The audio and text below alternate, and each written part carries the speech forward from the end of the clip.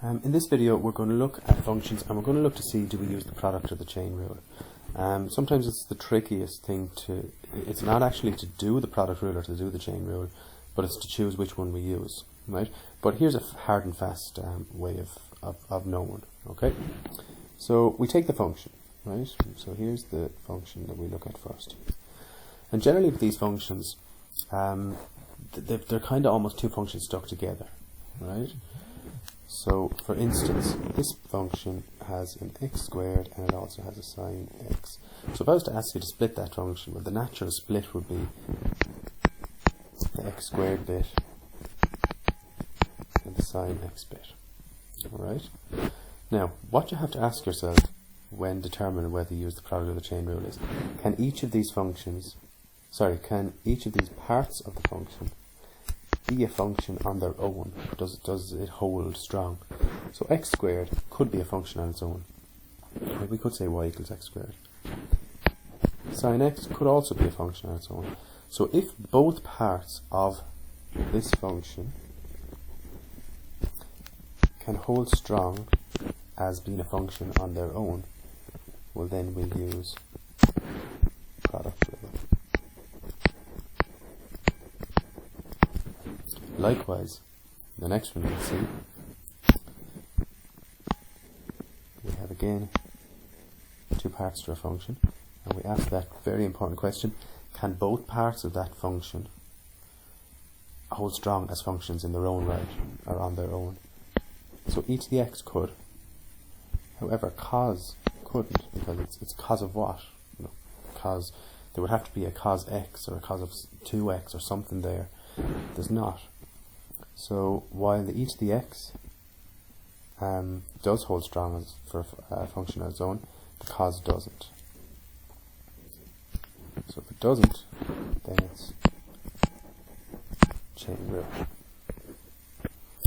Here, the natural split is this and this.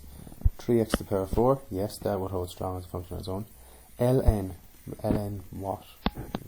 So no. ln y equals ln would not be a function in its own right. So we would use chain rule.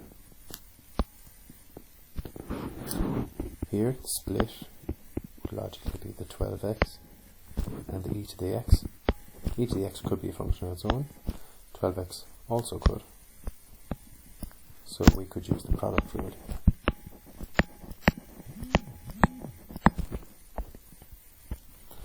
This question, and this question often comes up, right? We have a power here, but notice the power is over the sine. If we have sine, cos, or tan with a power on it, we rewrite it. We rewrite it like this: sine x. So we bring the x beside the sine. And we just bring the cube or to the power of 3 outside. So we rewrite this as that. Right? And we always do that. Okay. Bearing that in mind then, let's see, does both parts hold as functions in their own right? Well, the natural way to split it would be the sine of x and the cube. Sine of x would hold true for a function in its own right, but the cube on its own, no, would not. Okay, think about it. Cube of what? There's nothing down there. There's nothing as a base. So no. So if that's the case, we have to use chain rule. This one, let's see, the natural split would be the x squared and the ln of x. That could be a function on its own. So could the ln x, so we would be using product rule.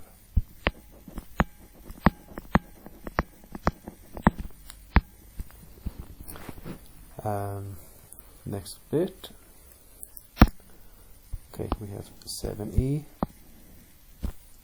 and 12x. Okay. In these questions, I'm just going to highlight this 7 in front.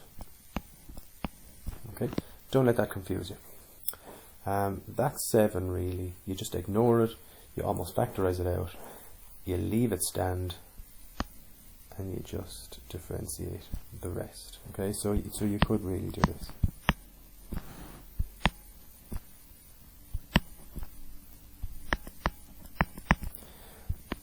Leave that, differentiate that.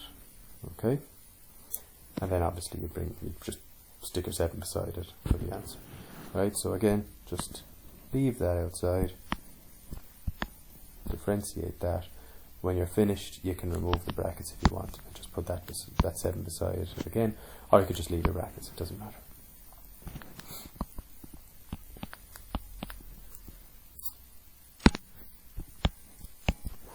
Okay, but we need to ask the question, do we use chain or product rule here? Again, I split the function into 2 distinct parts. The 7e, or if you want to do it this way, like the 7e to the x, and ignore the 7, because that will just be left out on its own, and concentrate on the e and the 12. Right. Can the e be a function on its own?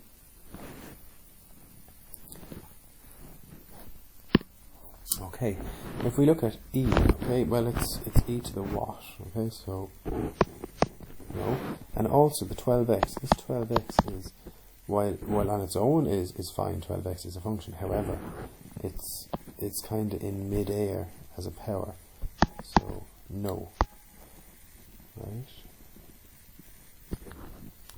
so they are not standalone functions, therefore we would have to use the chain rule.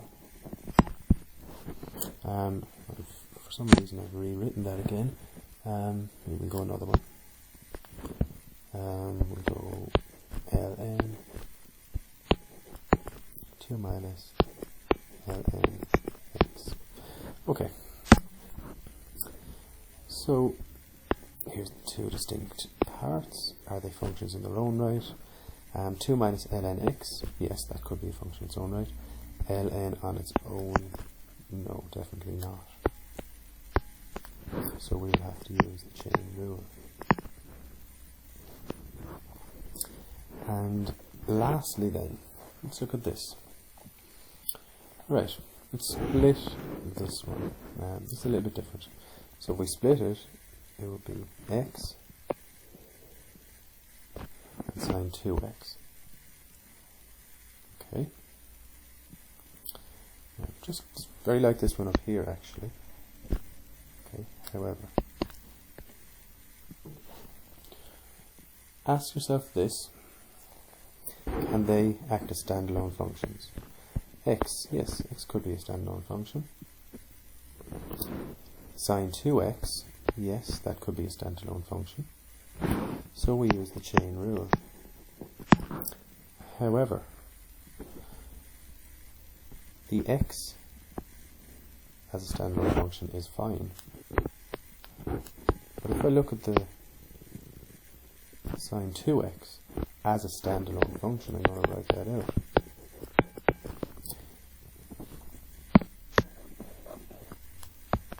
Okay, last one. Be careful with this one. Let's split it again. Here we have our x and our sine 2x. Can both of these act as standalone functions? X can, okay, y equals x would be a function. Y equals sine 2x, that could be a function. Therefore, I would be saying that we would use product rule. However, if I look at this sine 2x, when I'm differentiating that, when I'm using the product rule, I'm going to have to use chain rule to differentiate this part itself. Because look, ask yourself again, if I divided this function into its 2 distinct parts, the 2x could be a function on its own, however the sine couldn't. So while, when I look at it as a whole function, so the whole lot of it, and split it, then I notice, yes, the x can act as a function on its own, and the sine 2x can act as a function on its own. But when I dig a bit deeper and take this sine 2x, and when I go to differentiate that, I will notice that actually I need to use the chain rule in order to differentiate it. Okay, so in this case I have to use the product. But as I'm using product rule, I will have to use the chain rule to differentiate part of that function. Okay, so I'll use the product rule, which is u dv dx v du dx. Alright, and I just focus in on this. So that will be v, that will be u. However, when I'm getting du dx, I will have to differentiate this. And when I'm doing that, when I'm differentiating sine 2x on its own, I will have to use the chain rule. Okay? So that's that, guys. Thanks.